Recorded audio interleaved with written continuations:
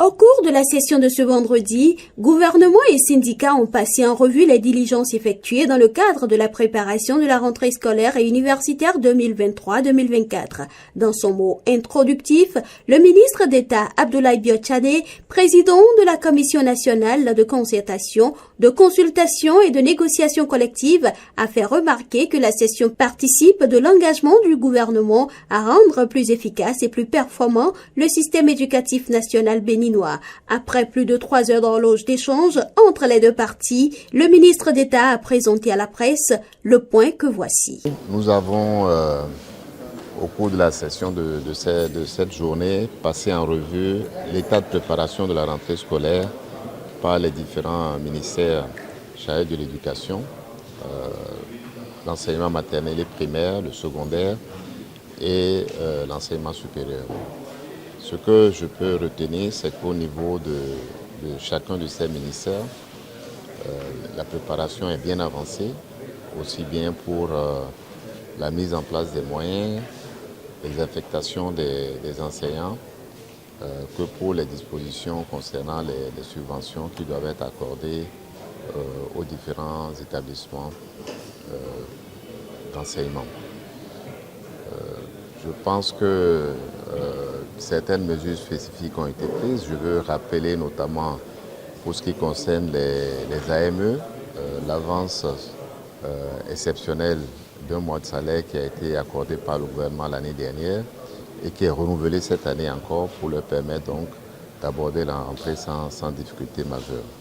Les partenaires sociaux ne partagent pas l'avis du président de la commission, avis selon lequel la préparation de la rentrée scolaire et universitaire est bien avancée. Selon le secrétaire général de la Confédération syndicale des travailleurs du Bénin CSTB, le non-reversement des aspirants au métier d'enseignant, AME, la question des primes désormais saucissonnées sont entre autres préoccupations non encore résolues. Le premier constat qu'on doit faire, c'est que le gouvernement n'a pas tenu sa promesse, surtout au reversement des aspirants au métier d'enseignant. Les AME devaient être reversés pendant ces vacances. C'est maintenant qu'on nous dit que les dispositions sont toujours en train d'être prises et qu'on doit amener les trucs en conseil des ministres. On ne sait pas qu'est-ce qui va être fait. Ils vont faire la rentrée encore sans avantage et on nous annonce qu'on va leur faire un prêt d'un mois comme l'année dernière, ils vont rembourser au cours de l'année. Ça ne règle pas fondamentalement la question. Deuxièmement, le problème des primes saucissonnées. 109 000 francs ou 121 000 francs de primes qu'on veut mensualiser.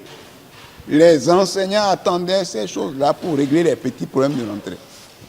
Et on dit non, un décret est pris, la décision est prise de mensualiser toutes les primes des travailleurs. Or, dedans, il y a les primes qu'on appelle primes de rentrée. Primes de journée pédagogique. On veut diviser 25 000 fois 12 pour obtenir combien? 2 000 francs par mois. 21 000 fois 12 divisé par 12 pour obtenir 1 800 par mois. C'est une manière de chosifier davantage les enseignants. Et on dit qu'on prépare la rentrée. On a fait le point. Vous allez constater par exemple qu'au niveau du primaire, jusqu'à aujourd'hui, les nominations ne sont pas encore sorties. En attendant que les mesures relatives à la création de meilleures conditions de vie et de travail soient prises à l'endroit des aspirants au métier d'enseignant, les deux parties optent pour une rentrée apaisée.